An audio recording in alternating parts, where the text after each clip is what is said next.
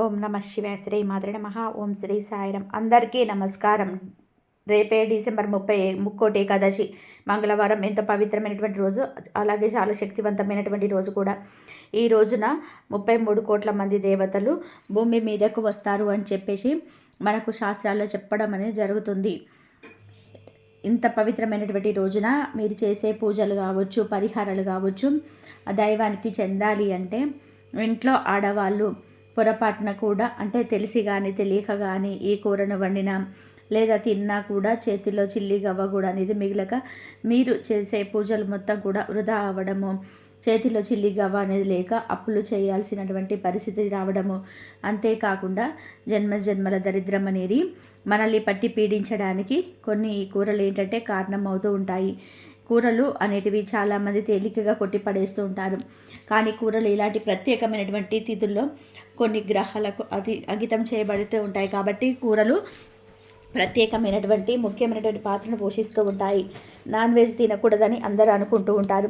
కానీ non veg తినకూడదు. Non వెజ్తో పాటుగా కూరగాయల్లో కూడా కొన్ని రకాల కూరలు అనేటివి రేపు ముక్కోటి ఏకాదశి రోజున వండకూడదు, తినకూడదు అని చెప్పేసి మనకు పురాణాల్లో చెప్పడం అనేది జరుగుతుంది. అలాగే వీటితో పాటుగా మీరు చేయకూడని కొన్ని పొరపాట్లు, పూజా విధానం ఎలా చేయాలి ఏంటి, ఇదంతా కూడా మన వీడియోలో అన్ని విషయాలు కూడా చక్కగా వివరంగా వివరించబడ్డాయండి. మీరు ఇంకా ఎక్కడ కూడా వెతుక్కోవాల్సినటువంటి అవసరం అనేది లేదు. కాబట్టి వీడియోని ఎక్కడ కూడా స్కిప్ చేయకుండా చివరి వరకు విని వీడియోకి ఒక లైక్ ఇచ్చి సపోర్ట్ చేయండి. రేపు 30వ తారీఖు మంగళవారంతో కూడుకొని మనకి ముక్కోటి ఏకాదశి వచ్చింది. ఈ ముక్కోటి ఏకాదశిని వైకుంఠ ఏకాదశి అని కూడా పిలుస్తూ ఉంటారు. ఈరోజు చేసే పూజలకు కావచ్చు, అలాగే ఉపవాసాలకు కావచ్చు, చేసే దాన ధర్మాలు కావచ్చు, కోటి రెట్ల పుణ్య ఫలితం అనేది కలుగుతుంది. అంతేకాకుండా ముక్కోటి దేవతల యొక్క ఆశీర్వాదం అనేది మనకు కలుగుతుంది. రేపు తెల్లవారుజామున 3:30 ఏకాదశి ప్రారంభమవుతుంది. ఈ ముక్కోటి ఏకాదశి నాడు శేషపాన్పు పైన ఉన్నటువంటి శ్రీ మహావిష్ణువును దర్శించుకోవడానికి 33 కోట్ల మంది దేవతలు వైకుంఠానికి వచ్చి శ్రీ మహావిష్ణువును ఉత్తర ద్వార దర్శనం చేసుకుంటారు. ముక్కోటి దేవతలందరూ కూడా స్వామివారిని దర్శించుకొని భూలోకానికి వచ్చి భక్తులను ఆశీర్వదిస్తారని చెప్పేసి మనకు పురాణాల్లో చెప్పడం అనేది జరుగుతుంది. అయితే ఇంతటి అద్భుతమైనటువంటి ఏకాదశి రోజు ఎవరు కూడా పొరపాటున వదులుకోవద్దు. దేవతలు సంచరించే ముక్కోటి ఏకాదశి నాడు చక్కగా ప్రతి ఒక్కరు కూడా సూర్యోదయానికి ముందుగానే లేచి ఇంటిని వాకిల్ని శుద్ధి చేసుకోవాలి. అలాగే ఈరోజు పూజతో పాటుగా తులసి కోటను గనక పూజించినట్లయితే, అంటే తులసమ్మ దగ్గర ఒక దీపాన్ని వెలిగించి చక్కగా ప్రదక్షిణలు చేసుకున్నట్లయితే మీకున్నటువంటి అప్పుల సమస్యలు, ఆర్థిక సమస్యలు, జాతక దోషాల నుంచి పూర్తిగా బయటపడగలుగుతారు. ఎవరికైతే సొంత ఇంటి కళ ఉంటుందో, అంటే ఒక అపార్ట్మెంట్ కొనుక్కోవాలి, లేకపోతే ఏదైనా ఒక భూమి కొనుక్కోవాలి, అలాంటివి ఏవైనా ఉంటే ఆ యొక్క కోరికలు ఏంటివి నెరవేరుతాయి అన్నమాట. ఇక ఈ రోజున చక్కగా సూర్యోదయానికి ముందుగానే లేచి ఇంటిని వాకిల్ని శుద్ధి చేసుకోవాలి. గుమ్మానికి బయట ఏంటంటే చక్కగా చీపురుతో ఊడ్చుకోవడము, అలాగే నీటితో శుభ్రంగా కడుక్కోవడము, అలాగే పిండి ముగ్గుతో, అంటే మనకి బియ్యం పిండి ఉంటుంది కదా, ఆ బియ్యం పిండితో ముగ్గు వేసుకొని పసుపు కుంకుమలు అనేటివి చల్లుకోవాలి. అలాగే పల్లెటూర్లు అనుకోండి, చక్కగా ఆవు పేడతో వాకిళ్ళనన్నీ కూడా చక్కగా పచ్చగా కల్లాపు చల్లుకోవడము, పెద్ద పెద్ద ముగ్గులు వేసుకోవడము, పసుపు కుంకుమలు చల్లుకోవడము, గొబ్బెమ్మలు పెట్టుకోవడము, ఇలాంటివి చేయడం వలన లక్ష్మీదేవి వెంటనే ఆ ఇంటిని యొక్క వాకిల్ని చూసి ఆకర్షితులై ఆ ఇంటి లోపలికి అడుగు పెడుతుంది.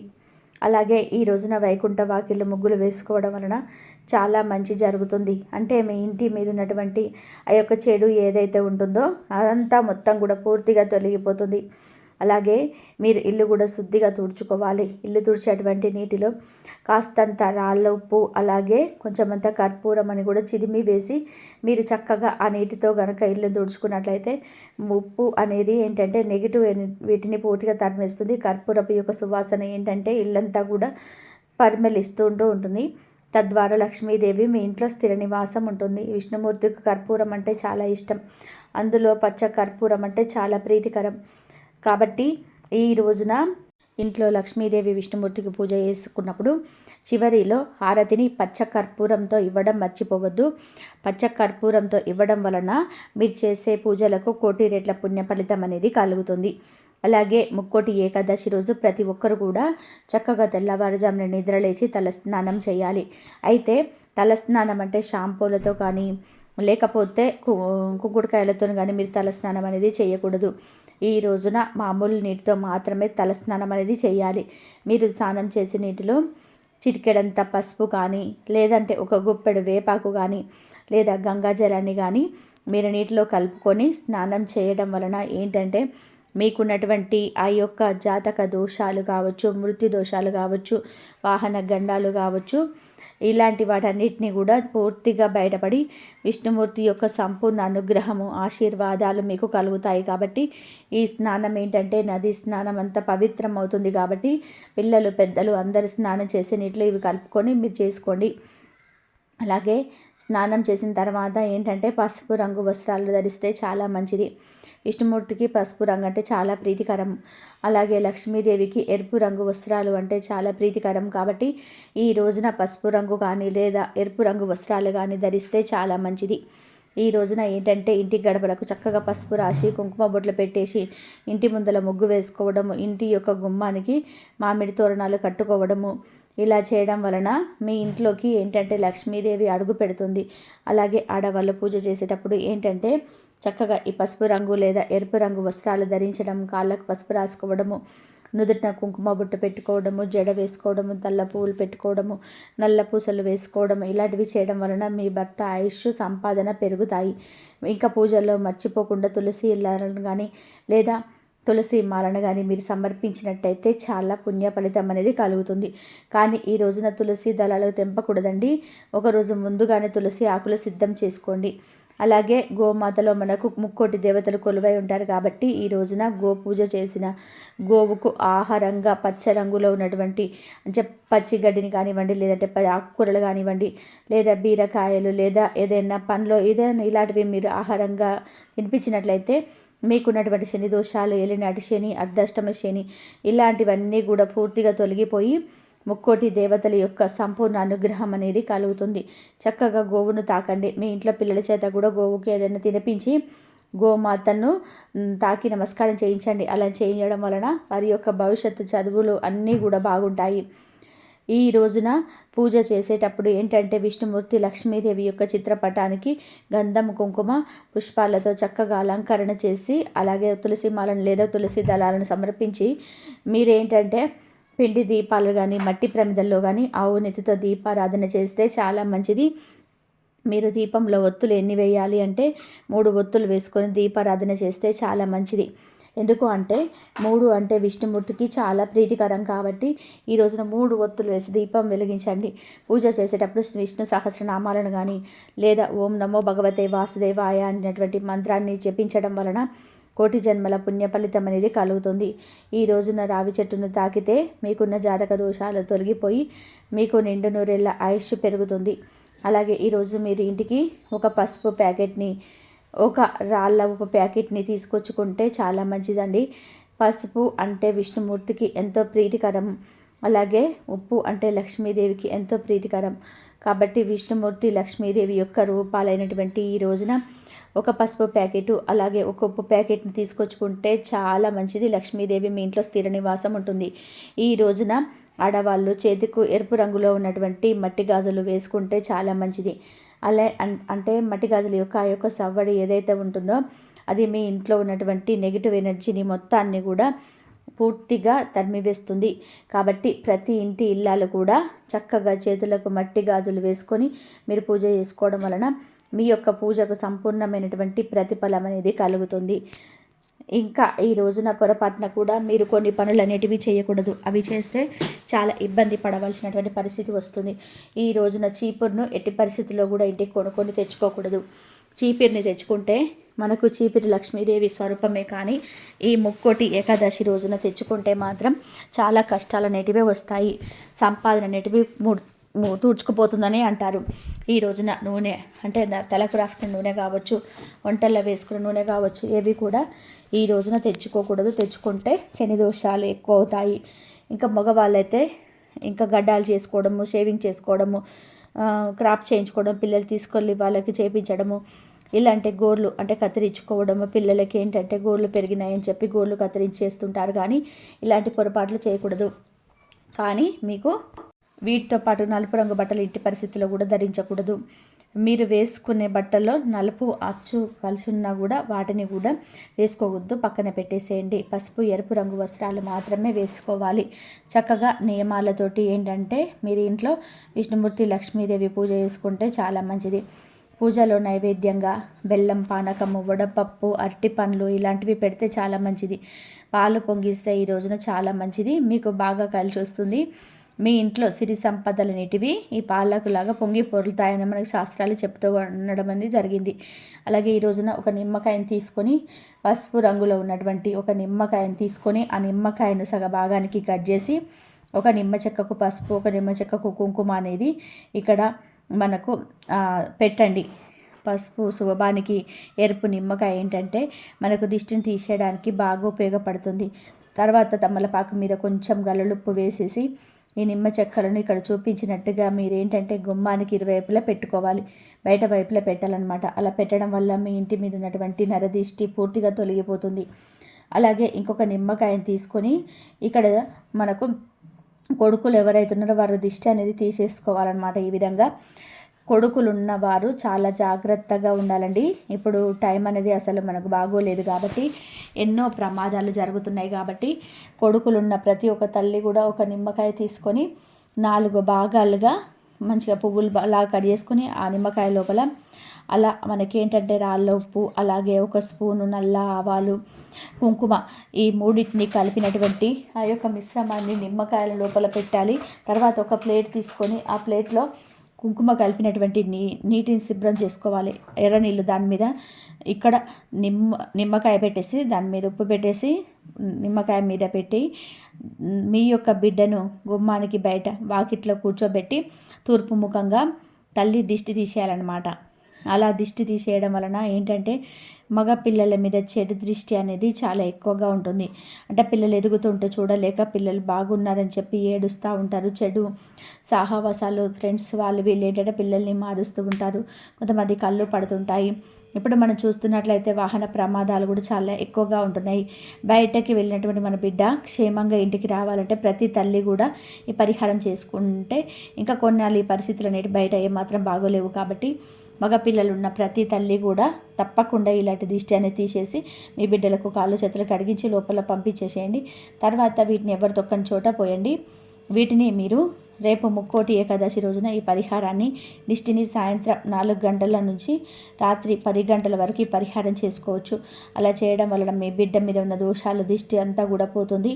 అలాగే దీపారాధన పెట్టేటప్పుడు మీరు పూజ చేసినప్పుడు 2 యాలకులను కూడా ప్రమిదలో వేయండి. అలా వేయడం వలన మీ భర్త సంపాదించిన బాగా పెరుగుతుంది.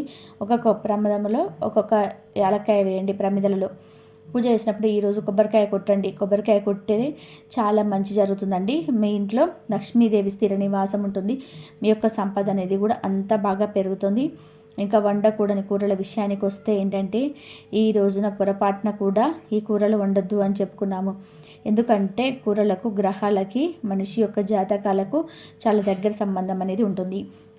ప్రత్యేకమైనటువంటి ఇలాంటి తిథులలో అందులో మనకి మంగళవారంతో వచ్చిందండి. మంగళవారం అంటే కుజగ్రహానికి సంబంధించినటువంటి రోజు అన్నమాట. ఈ ముక్కోటి ఏకాదశి రోజు మన జాతకంలో కుజ దోషాలు అనేటివి చాలా ఎక్కువగా ఉంటూ ఉంటాయి. వాటిని వల్లే కష్టాలు ఎక్కువగా ఉంటూ ఉంటాయి. గురుగ్రహం యొక్క బలం కూడా తగ్గుతుంది. నాగదోషాలు, సర్పదోషాలు ఇలాంటి వాటి వల్ల ఏంటంటే భార్యాభర్తల మధ్య గొడవలు, చేతులు చిల్లి గవ్వ లేకుండా పోవడము ఇలాంటివి జరుగుతుంటాయి. కాబట్టి ఈ రోజున వండకూడని కూరల్లో మొట్టమొదటిది పొట్లకాయ. పొట్లకాయ ఎందుకు అంటే శ్రీ మహావిష్ణువుకు శయనించేది శేషపానుపు పైన, అంటే విష్ణుమూర్తికి ఇట్లా శేషపానుపు పైన శయనించటం చాలా మంచిది, ఎంతో ప్రీతికరం. కాబట్టి నాగుపాము రూపంలో ఉన్నటువంటి పొట్లకాయను వండటం వలన తినడం వలన మీకు జన్మ జన్మల దరిద్రం అనేది పట్టి పీడిస్తుంది. విష్ణుమూర్తి యొక్క ఆగ్రహానికి గురి అవుతారు. కాబట్టి పొట్లపాయను పొరపాటున కూడా వండొద్దు, తినొద్దు. తర్వాత మీకు నెగిటివ్ని ఎక్కువగా పెంచే వంకాయ. ఈ వంకాయ కూడా మనకి ఎరుపు రంగులో పోల్చి ఉంటుంది. అలాగే నలుపు రంగులో అంటే వైలెట్ కలర్లో ఉంటాయి. కాబట్టి ఈ వంకాయలను కూడా వండొద్దు. తర్వాత ఎర్రటి రంగులో ఉన్నటువంటి టమాటాను, రేపు ఎట్టి పరిస్థితుల్లో టమాటాలను మీరు పప్పులో కానీ చారులో కానీ ఎక్కడ కూడా వేయొద్దు. మీకు కుజ దోషాలు అనేటివి చాలా ఎక్కువ అవుతాయి. కాబట్టి ఎర్రటి రంగులో ఉన్నటువంటి టమాటాలను వండొద్దు. తర్వాత దోసకాయలు వండితే కొన్ని రకాల దరిద్ర దోషాలు పట్టి పీడిస్తాయి. తర్వాత చేదుగా ఉన్నటువంటి కాకరకాయ, రేపు మనం నోటి తీపి చేసుకుంటూ ఉంటాం పండగ కాబట్టి ఈ కాకరకాయ మాత్రం చేదుగా ఉంటుంది కాబట్టి కొన్ని రకాల కష్టాలను సమస్యలను పెంచుతుంది కాబట్టి కాకరకాయను వండొద్దు. అలాగే మెంతుల్ని కూడా ఈ కూరల్లో వేయొద్దు. ఇక దుంపల్ని అంటే బంగాళాదుంపలు కావచ్చు, ముల్లంగి కావచ్చు, ఇట్లా మనకి కొన్ని రకాల చిలకడ దుంపలు, స్వీట్ పొటాటోస్, వీటిని కూడా వండొద్దు. వీటితో పాటుగా గోరుచిక్కుళ్ళు, అలాగే మామూలు చిక్కుళ్ళు మనకు 2 ఉంటాయి కదండి, వీటిని కూడా ఈ చిక్కులను వండొద్దు. చిక్కుల్లో వండితే రేపు మీరు చిక్కుల కొడుకును తెచ్చుకున్నట్టే. మీ జీవితం అంతా కూడా సమస్య లేని చిక్కులతో ఇబ్బంది పడే అవకాశం అనేది ఉంటుంది. తర్వాత కుజగ్రహానికి సంబంధించిన ఎర్ర కంది పప్పును కూడా రేపు పొరపాటున కూడా వండొద్దు, తినొద్దు. ఇవి ఏంటంటే ఎరుపు రంగులో ఉంటాయి కాబట్టి వీటిని వండడం వలన చాలా ఇబ్బంది పడాల్సినటువంటి పరిస్థితి అనేది వస్తుంది. కాబట్టి ఎర్ర కంది పప్పును వండొద్దు. కుజ దోషాలు ఎక్కువ అవుతాయి. మీకు కావాలంటే పచ్చ కంది పప్పును వండుకొని తినొచ్చు, ఇబ్బంది అనేది ఉండదు. తర్వాత బీరకాయలు కూడా రేపు పొరపాటున కూడా వండొద్దు. ఇది కూడా ఏంటంటే చాలా పొడవుగా, అంటే మీరు విన్నటువంటి అంత తొక్కు, ఇవన్నీ కూడా కొన్ని రకాలైనటువంటి దోషాలను పెంచుతూ ఉంటాయన్నమాట. వీటితో పాటుగా గుమ్మడికాయ జ్యూసులను ఈ మధ్య చాలా ఎక్కువగా వాడుతున్నారు.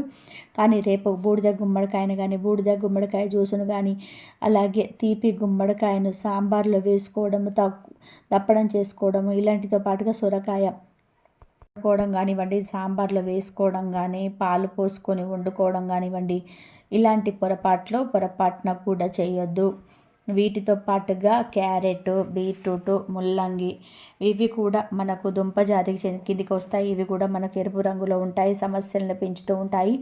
ముల్లంగి ఏంటంటే కొన్ని రకాలైనటువంటి శని దోషాలను పెంచుతూ ఉంటుంది కాబట్టి వీటిని కూడా వండొద్దు. వీటితో పాటుగా మనకు పుట్టగొడుగులు అనమాట, మష్రూమ్స్ అంటారు కదా, ఇవి నాన్ వెజ్ రుచిని పోలి ఉంటాయి కాబట్టి ఈ పుట్టగొడుగులను కూడా వండొద్దు.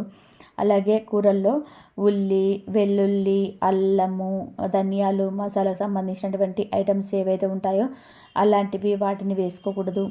వేసుకుంటే మాత్రం చాలా ఇక్కట్లు అనేటివి వస్తాయి. ఇక మనందరికీ తెలిసినటువంటి విషయం, నాన్ వెజ్ చికెన్ కానివ్వండి, మటన్ కానివ్వండి, ఫిష్, చేపలు, పీతలు, రొయ్యలు, సీ ఫుడ్ ఇలాంటివి ఏవి కూడా వండొద్దు, తినొద్దు. అలాగే వీటితో పాటుగా కోడిగుడ్డు, చాలామంది కోడిగుడ్డును శాకాహారంగా భావిస్తారు. కోడి ఏ చెట్టుకు కాయటం కోడి పెడితేనే గుడ్డు అనేది వస్తుంది కాబట్టి ఇది కూడా మాంసాహారమే కాబట్టి వీటిని కూడా పొరపాటున తినొద్దు. ఇవి తినకూడని ఆహారాలు అయితే ఇవి తప్ప ఇంకా ఏవి అయినా సరే తినొచ్చు. ఆకుకూరలు తినొచ్చు, మామూలుగా కందిపప్పు తినొచ్చు, ఇంకా ఏవైనా తినొచ్చు అనమాట.